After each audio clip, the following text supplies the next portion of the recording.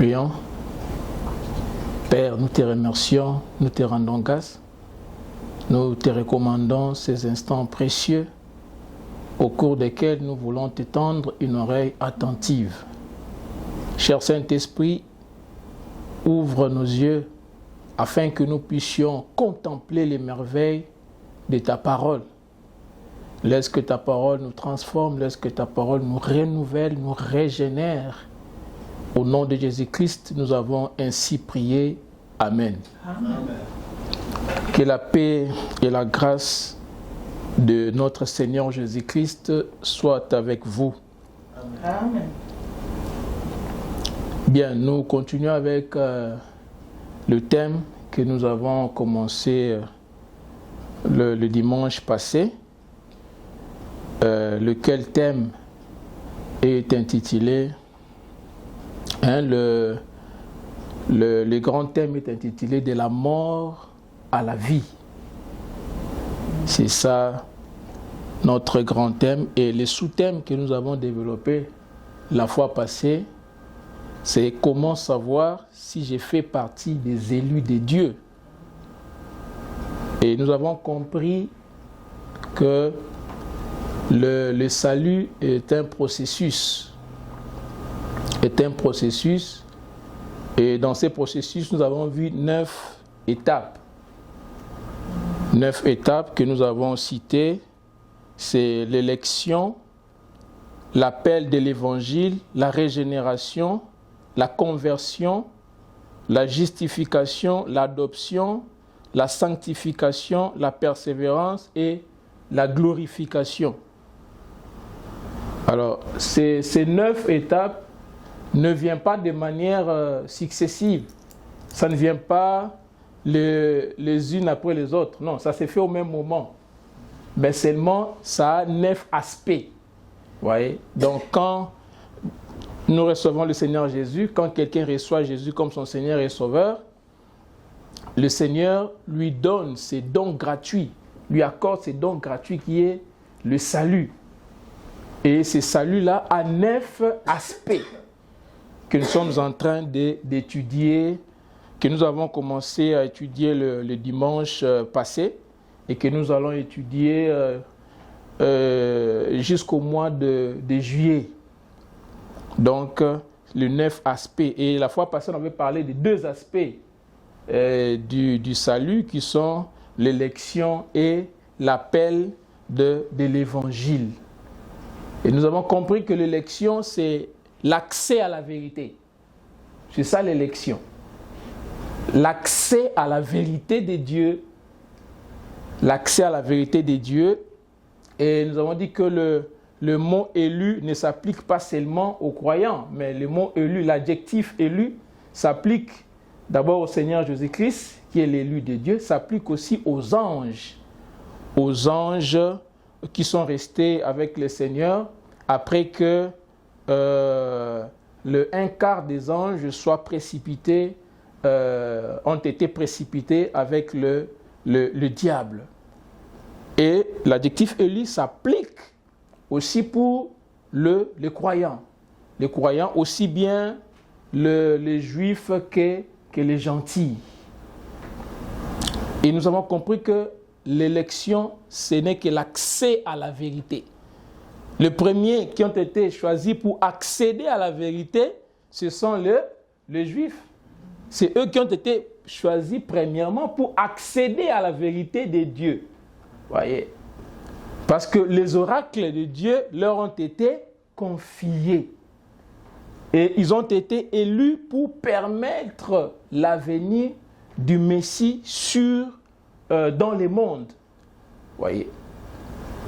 Et cet accès que nous avons à la vérité, c'est cette vérité-là qui est selon la piété. Cette vérité qui est selon la piété et qui est fondée sur les promesses et qui est fondée sur l'espérance de la vie éternelle. L'espérance de la vie éternelle que Dieu nous a promis. Car celui qui nous a promis la vie éternelle ne ment jamais. Ouais, il ne ment jamais. L'œuvre qu'il a commencée, il va la rendre parfaite jusqu'à la venue du Seigneur. L'œuvre qu'il a commencée en nous qui avons cru et l'œuvre qu'il va commencer à ceux qui croiront, il va la rendre parfaite jusqu'à la venue de notre Seigneur Jésus-Christ. Voyez. Ne pensez pas qu'une fois que vous avez reçu le Seigneur Jésus, que vous allez perdre le salut. Non, c'est lui qui a commencé l'œuvre. Il est fidèle. Il va la rendre parfaite. Vous n'allez pas perdre le salut. Ce n'est pas possible que vous puissiez perdre le salut. Dieu n'est pas celui qui viole ses promesses. Dieu, lorsqu'il donne une promesse, il tient à sa parole. Il est fidèle. Dieu ne peut pas violer sa promesse. Donc, l'œuvre qu'il commence en nous, il va la rendre parfaite jusqu'à la glorification, jusqu'au moment où nous allons porter les corps de Christ. L'œuvre que Jésus a accomplie sur la croix a couvert tous les péchés. Ne pensez pas qu'à cause d'un péché, que vous allez perdre le salut. Non, ce n'est pas ça. Si vous a été prêché que le Saint-Esprit peut vous quitter, ce n'est pas vrai. Il n'y a pas un péché qui ne soit pas couvert par le sang de Jésus-Christ. Si on y dit que le Saint-Esprit peut rester en nous jusqu'à un seuil, et si vous dépassez ce seuil-là, le Saint-Esprit va vous quitter. Ce n'est pas écrit dans la Bible. C'est comme un parent qui donnerait $300 à son enfant pour aller faire le shopping, et il lui dit que tout ce que tu vas acheter au-delà de $300, toi-même tu vas payer. Vous voyez? Donc, les parents te donnent $300, il dit, va faire le shopping, et il dit que tout ce qui sera au-delà de 300, c'est toi-même qui vas payer. Donc, c'est comme si on disait que non, Dieu nous a donné le Saint-Esprit. Il dit que non, il y a des péchés, il y a un seuil, si vous dépassez ce seuil-là, le Saint-Esprit vous quitte. Non. Je ne suis pas en train d'encourager le péché, mais l'apôtre Jean dit ceci, « Je vous écris ces choses pour que vous ne péchiez, point. » Toutes les instructions qui sont dans la Bible sont pour que nous ne puissions pas pécher. Pour que nous ne puissions pas pécher. N'allons pas dans les extrêmes. Il y a les extrêmes, il y a d'un côté, c'est la licence. Donc, parce que Dieu m'a sauvé par grâce, donc je dois faire tout ce que je veux parce que il y a la grâce de Dieu. Ce n'est pas ça. Et l'autre extrême, c'est le légalisme.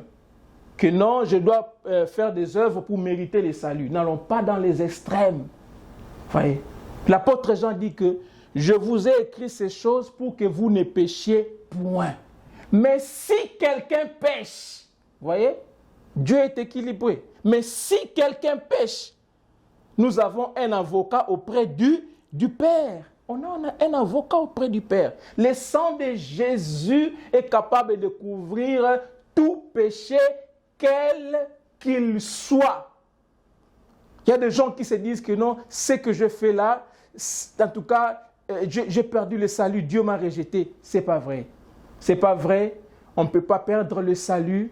Ceux qui se détournent de Dieu, ils n'ont jamais appartenu à la bergerie de Jésus-Christ. Ils n'ont jamais appartenu à Christ.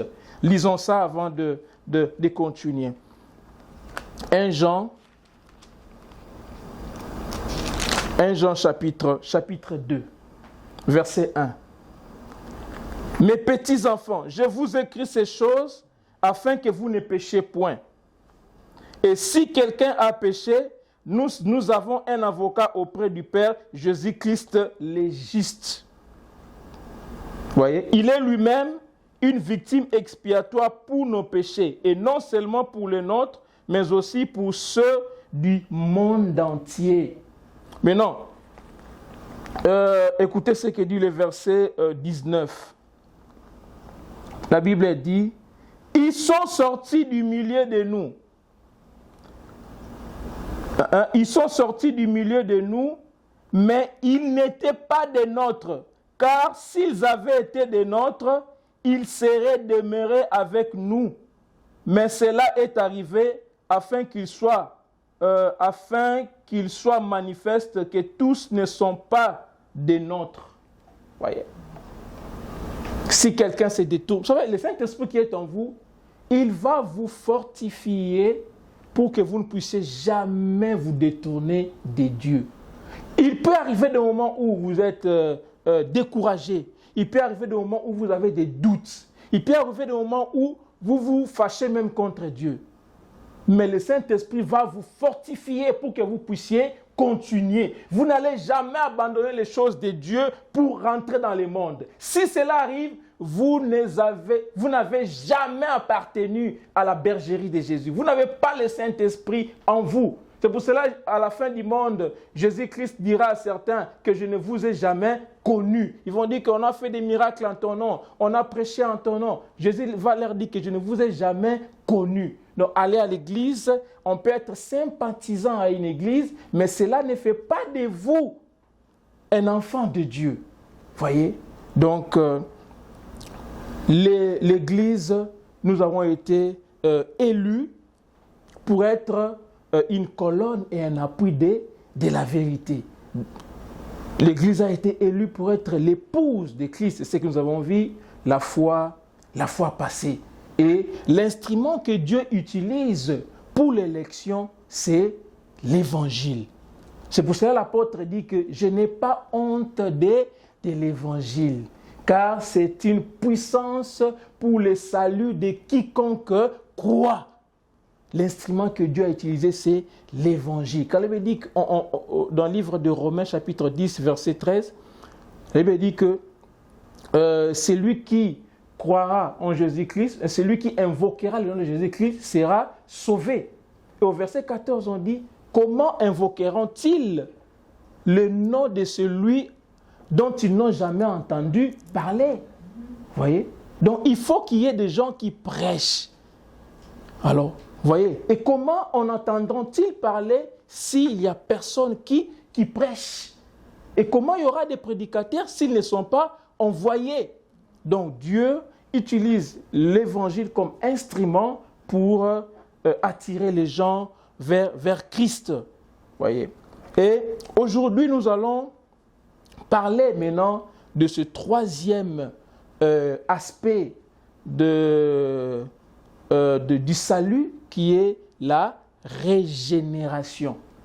Nous allons parler de ce troisième aspect du salut qui est la régénération. Et le thème de ce matin, le sous-thème de ce matin, nous l'avons intitulé de la manière suivante: la régénération et le renouvellement du croyant par le Saint-Esprit. La régénération et le renouvellement du croyant par le Saint-Esprit. Nous allons lire dans le livre de Tite, Tite chapitre 3, verset 5.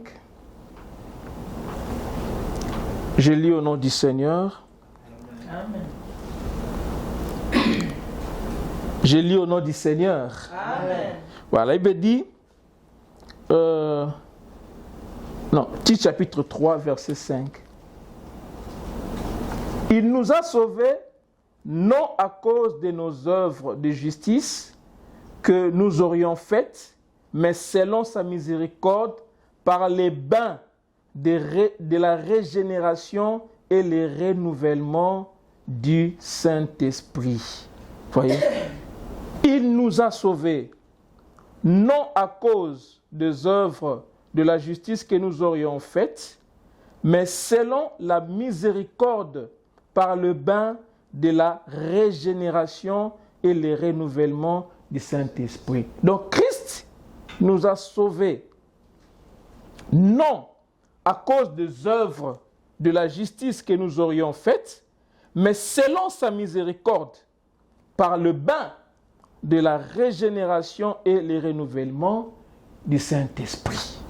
Alors, avant d'aller plus loin, il sied des de définir certains mots-clés de ces passages. Alors, les mots-clés, nous avons sauvé. Premièrement, sauvé. Il nous a, on dit ici, il nous a sauvés. Vous voyez, sauvé, qu'est-ce que cela veut dire? Alors, sauver, c'est le participe passé du verbe sauver. Alors, en grec, sauver, c'est foulasso. En grec, sauver, c'est foulasso. Foulasso veut dire garder, protéger et conserver. Vous voyez? Foulasso signifie garder, protéger, conserver. C'est ça ce qui veut dire foulasso. C'est ça que Christ fait. Il nous garde, il nous protège et il nous conserve. Il nous conserve. Rien ne nous séparera de l'amour de Dieu. Dieu nous conserve. Il nous garde à l'état où Dieu nous a recréés. Vous voyez? Donc il nous garde, il nous protège, il nous conserve. Lisons 2 Pierre. 2 Pierre verset 2. Chapitre 2 verset 5.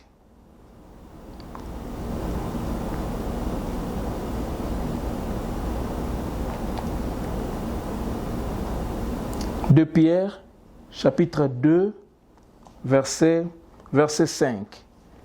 Eh bien, il dit, s'il n'a pas épargné l'ancien monde, mais s'il a sauvé Noé, lui, 8e, c'est prédicateur de la justice lorsqu'il fit venir les déluges sur un monde d'impies. Vous voyez? Jésus-Christ, Dieu, lorsqu'il a fait venir les déluges, il a sauvé Noé, il a gardé Noé, il a conservé Noé. Vous voyez?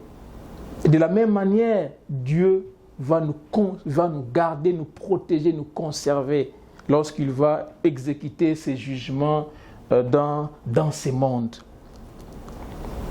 Et ce salut ne vient que de Jésus-Christ. Parce que le salut n'est en aucun autre nom. Dans Tite, verset 3, on dit qu'il nous a sauvés. Il là, c'est qui? C'est Jésus. Le salut ne vient que de Jésus. Le salut n'est en aucun autre nom. Donc, en dehors de Jésus, on est perdu. Le salut n'est qu'en Jésus-Christ. Parce que lui seul peut nous sauver. Alors, si quelqu'un décide de sauver sa vie, qu'est-ce qui va arriver? Il va la perdre. C'est ce qui est écrit dans la Bible. Il n'y a que Jésus qui peut nous sauver. Quoi que vous fassiez, vous ne pouvez pas vous sauver vous-même. Quoi que vous fassiez. Quelqu'un ne peut pas sauver sa vie. Si quelqu'un décide de se sauver lui-même, de sauver sa vie, il va la perdre. Lisons dans Luc chapitre 17, verset 3. Luc 17, verset 33.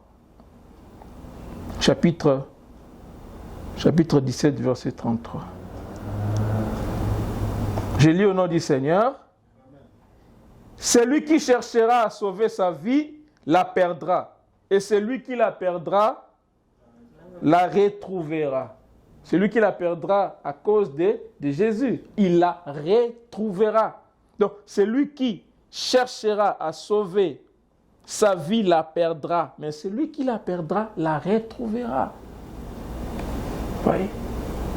Si, à cause de l'amour de Dieu, on accepte de mourir en nous-mêmes, nous allons retrouver la vie, la vraie vie.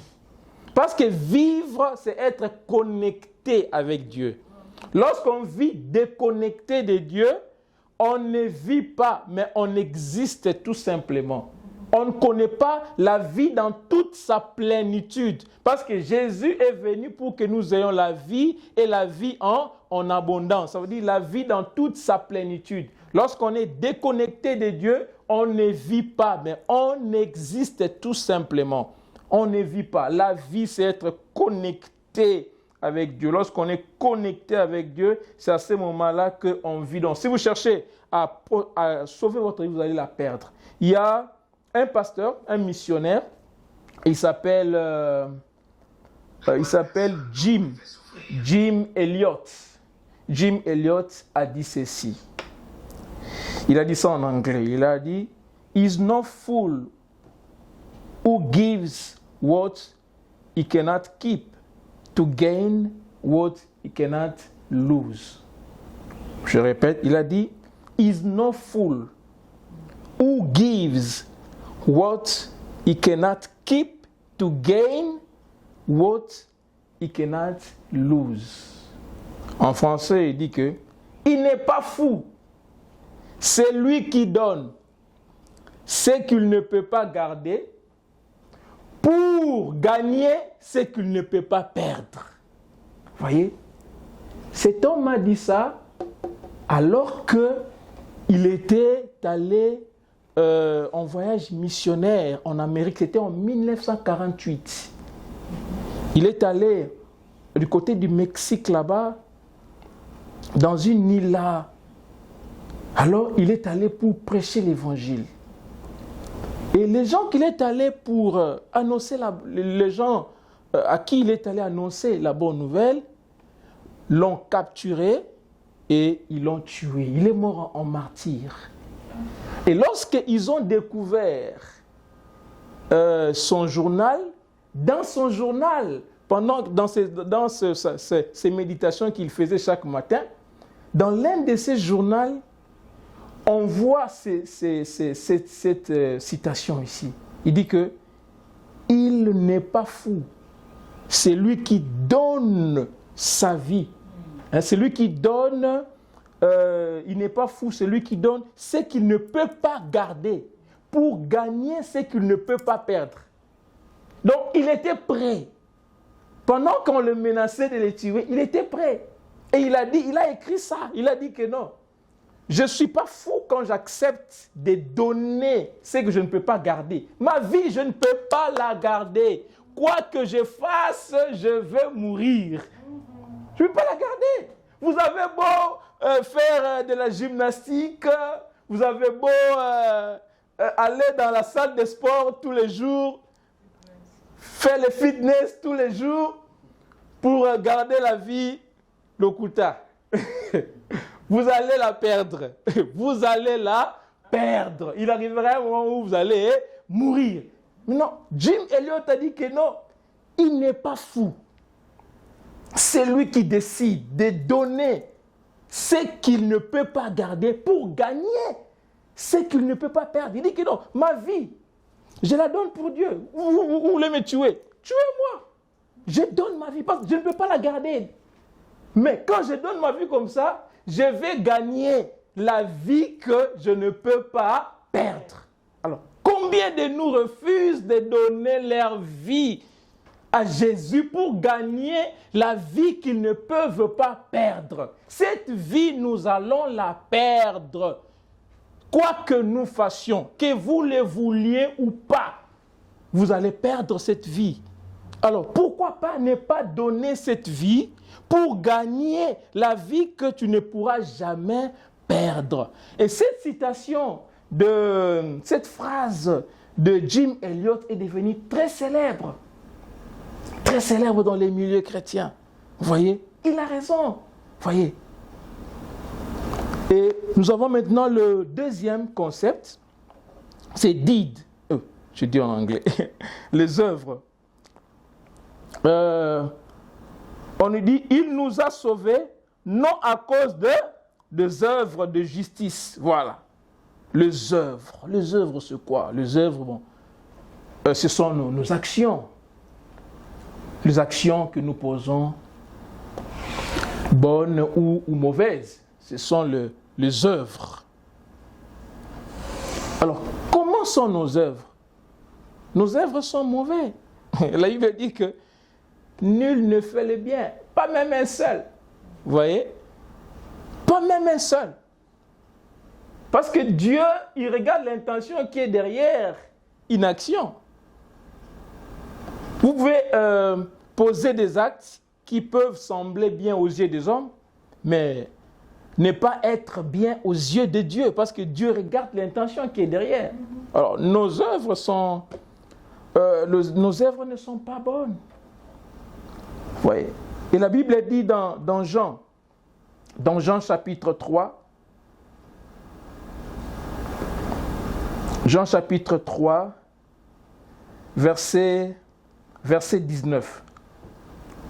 La Bible dit, et ce jugement, c'est que la lumière étant venue dans le monde, les hommes ont préféré le ténèbre à la lumière parce que leurs œuvres étaient mauvaises. Vous savez, quand nous avons rejeté Christ parce que nos œuvres étaient mauvaises, vous voyez? Parce que Christ, nous n'avons pas accepté Christ le même jour que Dieu a commencé à nous attirer vers lui. Ce n'est pas le même jour qu'on a accepté Christ. Ça a commencé bien avant. Mais au début, on résiste. On rejette, on résiste. Pourquoi? Parce que nos œuvres sont mauvaises. Nos œuvres sont mauvaises. Quand nos œuvres sont mauvaises, nous ne voulons pas venir. Nous ne voulons pas venir là où il y a la lumière. Sinon, nos œuvres seront exposées. Vous savez, quand vous parlez à quelqu'un des choses de Dieu, quand il est dans le péché, il n'a pas intérêt. Parce que la parole de Dieu révèle son état de putréfaction. Alors, il ne veut pas voir, il ne veut pas affronter la réalité. Vous voyez, la Bible, c'est un miroir qui nous montre notre état.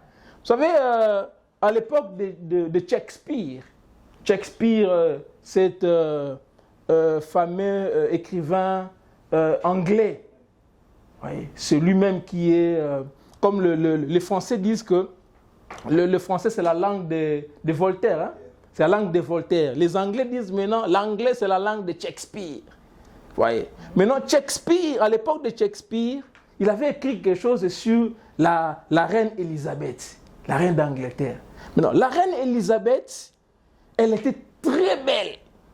Alors, lorsqu'elle a commencé à vieillir, elle ne voulait plus se regarder dans le miroir. Qu'est-ce qu'elle a fait? Elle a enlevé tout le miroir qui était dans le palais. Il a demandé à ce qu'on puisse mettre ça derrière, en anglais on appelle ça comment? Backyard, donc derrière, parce que elle ne voulait plus se regarder. Tellement qu'elle était devenue moche, elle avait vieilli, elle ne voulait plus se regarder dans le miroir. Et c'est comme ça que nous fuyons la réalité. Tu ne veux pas lire la Bible parce que la Bible te révèle ton état de corruption, ton état de putréfaction. Et la reine Élisabeth ne voulait plus regarder les miroirs. Elle ne voulait plus accepter, elle ne voulait plus confronter cette réalité qu'elle était devenue vieille. Elle ne voulait plus, tellement qu'elle était belle. Elle ne voulait plus regarder les miroirs. Et nous évitons de regarder la parole de Dieu, de lire la parole de Dieu, parce que la parole de Dieu nous révèle ce que nous sommes. Voyez, la lumière est venue dans le monde, mais les hommes ont rejeté la lumière parce que leurs œuvres étaient mauvaises. Quand Dieu nous appelle, au début on résiste, mais petit à petit, le Saint-Esprit travaille et Dieu nous attire jusqu'à ce que le Saint-Esprit nous convainc et on donne notre vie au Seigneur Jésus-Christ. Donc, ce n'est pas par nos œuvres, parce que nos œuvres, nous savons que nos œuvres sont mauvaises, nos œuvres ne sont pas bonnes. Personne ne pratique la justice, pas même un seul. Nos œuvres ne sont pas bonnes. Alors, troisième concept à définir, troisième mot-clé de ce passage, c'est la justice. La justice. La justice en grec, c'est dikao, je ne sais pas si je vais prononcer correctement, dikaiosune, en grec. Justice veut dire dikaiosune. Dikaiosune, c'est le caractère ou la qualité d'être droit ou juste. Et en anglais, à l'époque, right, en anglais, justice, c'est righteousness. Mais à l'époque, la justice en anglais, on l'écrivait ça, right wiseness. C'est aujourd'hui que c'est devenu righteousness. Mais à l'époque, c'était right wiseness. Vous voyez? Et cette forme ici, ça explique de manière très claire la signification de la justice. Si on veut traduire littéralement, right wiseness, donc la bonne sagesse. Vous voyez? La sagesse pure. C'est comme ça qu'on écrivait la justice en anglais. Right wiseness. La sagesse pure. Et la sagesse pure, c'est la sagesse de Dieu. C'est la sagesse de Dieu. On n'a pas cette sagesse-là. Là, il veut dire que la sagesse du monde, elle est comment? Elle est charnelle. Elle est terrestre. Et elle est diabolique. Mais la sagesse de Dieu est pure. C'est dans Jacques, hein? Jacques 4. Elle est conciliante, elle est pure, exempte de toute souillure. C'est ça la sagesse de Dieu. Et la justice, c'est l'attribut de Dieu. C'est l'attribut de Dieu. Il n'y a que Dieu qui est juste. Seul Dieu est juste. D'ailleurs, notre injustice a prouvé la justice de Dieu. Seul Dieu est juste. Donc c'est un attribut de Dieu. Seul Dieu est juste. Ça fait partie de la nature même de Dieu. Seul Dieu est juste. Voyez. Et cette justice-là ne peut pas être obtenue par la mise en pratique d'aucune loi. Aucune loi peut nous permettre d'atteindre cette justice. Cette justice, étant donné que c'est la nature de Dieu, nous l'obtenons seulement en Jésus-Christ. Nous l'obtenons seulement en Jésus. C'est seulement en Jésus que Dieu nous voit tel qu'il aimerait que nous soyons. C'est seulement en Jésus que lorsque Dieu nous regarde, il nous voit juste, il nous voit tel qu'il aimerait que nous soyons. C'est en Jésus-Christ, parce que c'est l'attribut de Dieu. Et l'homme n'a pas cette justice-là. Oui, ça c'est le troisième mot-clé. Et nous venons maintenant au quatrième mot-clé qui est la miséricorde. Donc, on dit ici qu'il nous a sauvés, non à cause des œuvres de justice que nous aurions faites, mais selon sa miséricorde. Ouais, la miséricorde, c'est la compassion. La compassion. Vous savez, la compassion, ce n'est pas de la sympathie. La compassion, ce n'est pas aussi de l'empathie. Vous savez, quand vous traversez des moments difficiles, quelqu'un peut dire « Ah, I'm sorry. Je suis désolé pour vous. » Ça, c'est de la sympathie. Vous êtes fauché, vous n'avez pas de boulot, tout ça. Quelqu'un vous regarde et dit « Ah, je suis désolé pour toi. » C'est la sympathie. Mais quelqu'un d'autre va dire « Ah, je suis de cœur avec toi. » Vous perdez un membre cher et vous êtes consterné par ces malheurs qui vous a frappé. Et quelqu'un vient et dit « Courage, je suis de cœur avec toi. » Ça, c'est de l'empathie. Donc, il ressent, il partage la douleur que vous ressentez. Ça, c'est de l'empathie. Maintenant, la compassion, c'est lorsque quelqu'un, non seulement il est désolé, non seulement il est de cœur avec toi, mais il t'apporte la solution. Ça, c'est la compassion. Mon frère, tu es fauché, tu n'as pas de boulot. Ah, je suis désolé, je suis de cœur avec toi. Mon frère, je te trouve un travail. Ça, c'est la compassion. Vous voyez? Ça, c'est la compassion. C'est ce que Jésus a fait. L'homme, nous étions perdus. Dieu a montré sa miséricorde, la compassion. Il n'a pas dit seulement que je suis désolé, l'homme il est perdu. Mais Dieu, il nous a aimés et il est venu mettre fin à ses problèmes, résoudre ses problèmes du péché. Il nous a témoigné de la compassion en résolvant ces problèmes du péché. Il a résolu ces problèmes. Il a résolu. Les hommes peuvent nous témoigner de la sympathie, ils peuvent nous témoigner de l'empathie, mais la compassion, c'est rare. Hein? La compassion, c'est rare. Vous voyez? C'est rare que quelqu'un vous témoigne de la compassion. C'est vraiment rare. C'est vraiment rare. Je crois qu'à l'église de la compassion, tout le monde devrait témoigner de la compassion aux gens. La compassion, c'est rare. C'est rare que quelqu'un vous témoigne de la compassion. Et Jésus nous a témoigné de la compassion. Il a mis fin au problème du péché. Il a mis fin au problème du péché. Il est venu lui-même, il a pris notre place. Vous savez, ce que Jésus a fait pour nous, c'est comme l'histoire des deux jumeaux.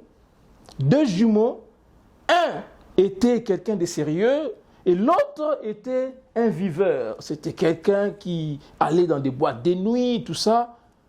Et l'autre était vraiment sérieux. Mais ils se ressemblaient parfaitement. Alors un jour, il y a l'autre qui était à la maison, l'un était à la maison et l'autre, il est allé dans ses sorties d'habitude, il est allé dans des débits de boissons, tout ça. Et de là, une bagarre a éclaté. Et ces jumeaux a donné la mort à quelqu'un en lui poignardant. Et il s'est mis à fuir. Et lorsqu'il a poignardé cette personne, il y a eu le sang qui a jailli. Et le sang a entaché sa robe. Et vous savez, à l'époque, les gens portaient des robes, n'est-ce pas? Et il s'est mis à fuir. Et quand il est arrivé à la maison, les gens le poursuivaient. Quand il est arrivé à la maison, il frappe. Son jumeau vient, il l'ouvre, il dit quoi? Il dit, j'ai tué. Les gens me poursuivent pour m'arrêter. Son jumeau dit, entre. Son jumeau dit, donne-moi ta robe. Son jumeau prend sa robe. Et son jumeau prend sa robe à lui, il donne à son jumeau. Et lui sort. Et quand ces gens sont venus, ils l'ont arrêté. Il a dit, toi, la vie que tu mènes là, si tu meurs, tu iras en enfer. Laisse-moi mourir à ta place. Et il vient, on l'arrête et on l'amène en prison. Voyez? Et quand on l'a amené en prison, maintenant le jumeau qui était resté, il va écrire, parce qu'il a été condamné à mort. Maintenant, le jumeau qui est resté, il va écrire une lettre. Il va écrire une lettre. Non, c'était après que le jumeau qui était emprisonné soit mort. Hein, après que le jumeau qui était emprisonné était mort, c'est lui qui est resté, il a écrit une lettre. Dans cette lettre-là, il a dit ceci. Pour honorer la mémoire de mon jumeau qui est mort à ma place, je ne mènerai plus jamais la vie de débauche. Parce que si je continuais la vie de débauche, j'aurais foulé aux pieds le sacrifice que mon jumeau a fait. Il est mort à ma place. C'est moi qui devais mourir parce que c'est moi qui avais commis ces meurtres-là. C'est moi qui allais mourir. Mais comme on se ressemblait, lui, il a accepté de mourir à ma place. Il a écrit une lettre. Il est allé déposer à la tombe de son jumeau. Il a déposé, il a dit que non. À cause du sacrifice que tu as fait pour moi, je ne mènerai plus jamais la vie de débauche. Il a changé. C'est ce que Jésus a fait pour nous. Alors, quand tu mènes la vie de débauche, tu es en train de fouler aux pieds le sacrifice que Jésus a fait pour toi. Voyez, fais comme ces jumeaux-là qui a dit que non, à cause du sacrifice, il a compris le sacrifice que son jumeau avait fait pour lui. À cause du sacrifice, je ne mènerai plus jamais la vie de débauche. Voyez, et à cause du sacrifice que Jésus a fait pour nous, quand nous menons la vie de débauche, quand nous vivons dans les péchés, nous foulons aux pieds l'œuvre que Jésus a accomplie pour nous. Voyez.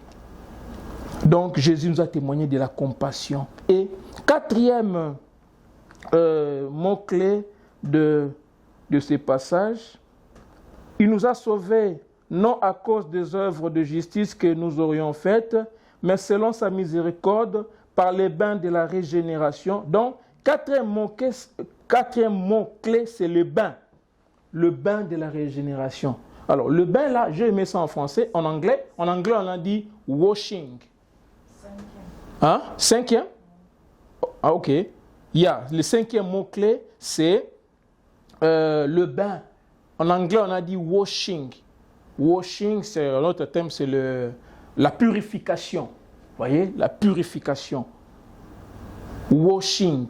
Alors, nous savons que Dieu avait demandé à Moïse de fabriquer la cuve de rein. La cuve de rein et de le mettre entre la porte du tabernacle et la tente d'assignation. C'était pour que le prêtre puisse se purifier avant d'aller offrir les sacrifices. C'était pour la purification. Et on mettait de l'eau dans cette cuve pour la purification des prêtres. Voyez? Alors, cet lavage-là, ou bien ces bains, est utilisé métaphoriquement pour nous parler de l'instrument que Dieu a utilisé pour nous purifier. L'instrument que Dieu a utilisé pour nous purifier, ce n'était plus la cuve de rein, ce n'était plus l'eau, mais c'était maintenant l'eau de la parole. Vous voyez? Le prêtre, le fils d'Aaron, eux, ils se purifiaient avec l'eau physique.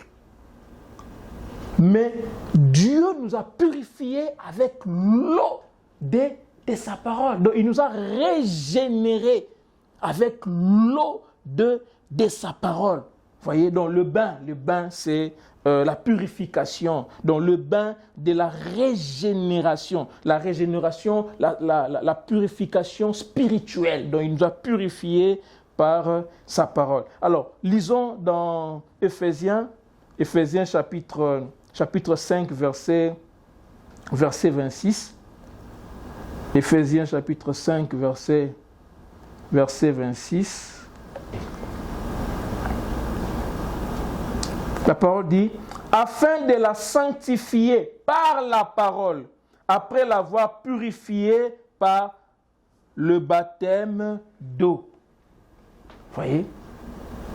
Donc, Dieu nous a sanctifiés par la parole. Il nous a purifiés par la parole. Il nous a lavés par sa parole. Il nous a régénérés. Donc, c'est le bain de la régénération. C'est le bain de la régénération, comme c'est écrit dans Tite 3.5 que nous avons lu précédemment. Alors, le prochain mot-clé, c'est la régénération. La régénération. Alors, la régénération, c'est quoi? La régénération, en grec, c'est palingenesia. Palingenesia, ça veut dire la nouvelle naissance. Ça vient de deux racines. Il y a palin qui veut dire encore et Genesis qui veut dire naissance. Donc, la régénération ou palingenesia est utilisée pour expliquer la régénération spirituelle, la purification spirituelle que le Saint-Esprit a opérée en nous. Vous voyez? Donc, cette régénération-là, ça implique la communication d'une nouvelle vie. Le Saint-Esprit, Dieu nous a communiqué, nous a donné par le Saint-Esprit une nouvelle vie. Il nous a communiqué par son Esprit une nouvelle vie. C'est ça la régénération. Par le Saint-Esprit, Dieu nous a communiqué une nouvelle vie. Et il a utilisé deux pouvoirs pour générer cette vie en nous. Qu'est-ce que Dieu a utilisé? Il a utilisé la parole et le Saint-Esprit. Nous savons que pour que l'enfant puisse naître, il faut qu'il y ait un père et une mère, n'est-ce pas? Mais non, pour que nous puissions naître de nouveau, il y a eu deux forces par lesquelles Dieu a produit cette nouvelle naissance. C'est la parole, l'eau de la parole et le Saint-Esprit. C'est ça les deux forces que Dieu a utilisées pour que nous puissions naître de nouveau, pour que nous soyons régénérés. Voyez? Pour que nous soyons régénérés. Donc, c'est la parole de la vérité et le Saint-Esprit. Alors, lisons dans Jacques chapitre 1, verset 18.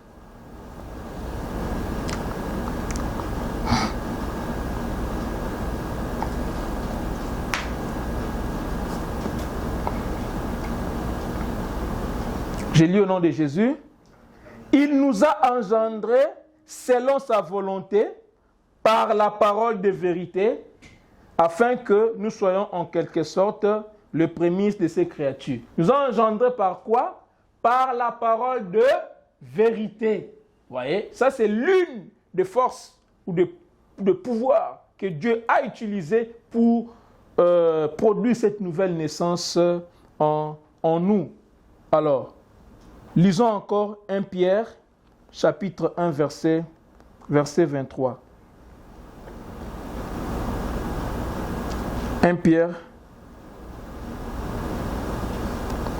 chapitre 1, verset 23. J'ai lu au nom du Seigneur. Puisque vous avez été régénérés, non pas par une sémence corruptible, mais par une sémence incorruptible, par la parole vivante et permanente de Dieu. Voyez, on a été régénéré par une sémence incorruptible, la parole permanente et vivante de Dieu. Ça, c'est la première force que Dieu a utilisée pour notre régénération. C'est le Saint-Esprit. Alors, lisons dans Jean chapitre 3, verset 56.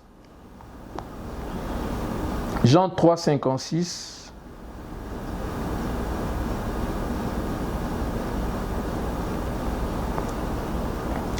La parole de Dieu déclare, qu'est-ce que j'ai dit? Jean 3, 5, on me dit 56. Jean chapitre 3, versets 5 et 6. Alors, au verset 5, la Bible dit, Jésus répondit, ici Jésus a répondu à qui? À Nicodème. Jésus répondit, en vérité, je te l'ai dit, si un homme n'est né d'eau et d'esprit, il ne peut entrer dans le royaume de Dieu. Vous avez vu ça? S'il est né d'eau et d'esprit, les deux forces que Dieu utilise pour nous ramener à la vie. S'il est né d'eau et d'esprit, il ne peut entrer dans le royaume de Dieu. Vous voyez, les deux forces que Dieu utilise pour nous régénérer. Pour nous régénérer. Voilà. Et au verset 6, on dit que celui qui est né de la chair est chair, celui qui est né de l'esprit est esprit. Et le dernier mot-clé, c'est le renouvellement. Le renouvellement. Alors, le renouvellement vient du grec, parce que le Nouveau Testament a été écrit en grec. Le renouvellement en grec, c'est anakainosis. Voilà, j'y arrive. Le renouvellement en grec, c'est anakainosis. Anakainosis. Bon, je ne parle pas le grec, hein, mais je fais seulement des recherches. Donc, le renouvellement en grec, c'est anakainosis. Ça veut dire renouvellement. D'ailleurs, c'est ce qui est expliqué même dans Romains chapitre 12, verset 2. Le renouvellement de l'intelligence, hein, the renewing of our mind.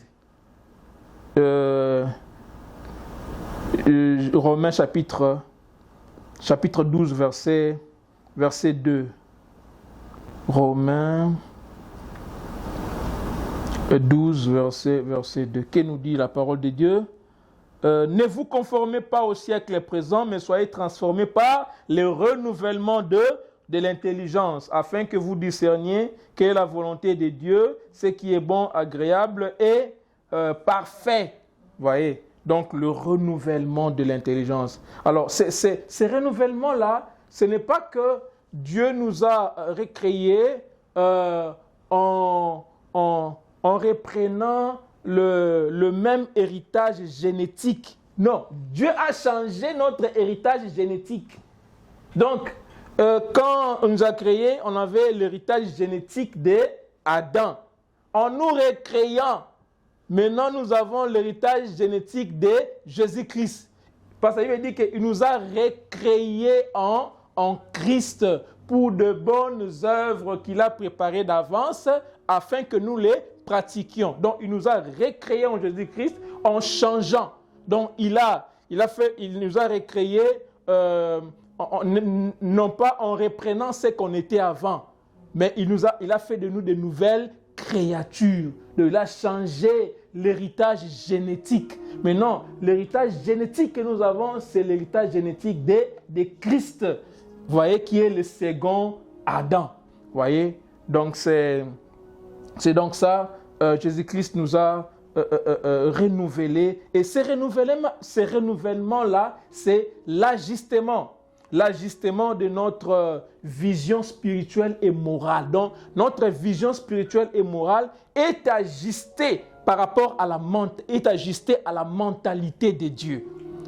Maintenant, nous voyons les choses de la même manière que Dieu. Parce qu'il y a eu un ajustement de notre vision morale et spirituelle. Maintenant, nous voyons les choses de la manière dont Dieu le voit. Vous voyez, et nous sommes intéressés par les choses auxquelles Dieu s'intéresse. Vous voyez, donc nous sommes renouvelés dans notre intelligence, dans notre mind. Vous voyez, donc cette transformation-là a été désignée pour transformer aussi notre vie. Parce que si le mind est renouvelé, si l'intelligence est renouvelée, c'est la vie aussi qui est renouvelée. Parce que nous sommes les produits de nos pensées. Vous voyez, et si les pensées sont renouvelées, c'est toute la vie qui est renouvelée. Parce que chacun de nous, il va dans la direction de ses pensées les plus fortes. Chacun de nous va dans la direction de ses pensées les plus fortes. Et quand vos pensées sont renouvelées, vous changez de direction. Vous allez maintenant dans la voie que Dieu a tracée pour vous. Vous voyez les choses de la manière dont Dieu le voit. Ça change votre perspective, ça change votre perception des choses, ça change votre vision du monde et même la vision de vous-même, la manière dont vous vous considérez vous-même est changée parce que vous avez été renouvelé au niveau de vos pensées, au niveau de votre mental. Voilà, c'est ça le renouvellement dont il est question. Alors, dans le passage de Tite, chapitre 3, verset 5 que nous avons lu, l'accent est mis sur une opération continuelle. Cette opération-là ne se fait pas seulement une seule fois et s'arrête, mais c'est continuel. Cette opération continue.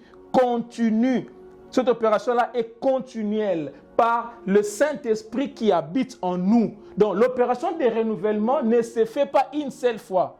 L'opération de renouvellement commence au moment de la conversion et ça continue jusqu'à la glorification. Donc, c'est un processus, ça continue, ça ne s'arrête pas, mais le Saint-Esprit vous renouvelle de jour en jour. Car Jésus-Christ a dit ceci: si vous continuez dans ma parole, c'est alors que vous serez mes disciples. Vous connaîtrez la vérité et la vérité vous affranchira. Donc c'est continuel. Cet renouvellement-là est continuel. Alors, dans Romains chapitre 12, verset 2, l'accent est mis sur la volonté, la réponse volontaire du chrétien. Vous voyez, ici, quand dans Tite 3:5, on nous dit que non, nous sommes, relisons ça,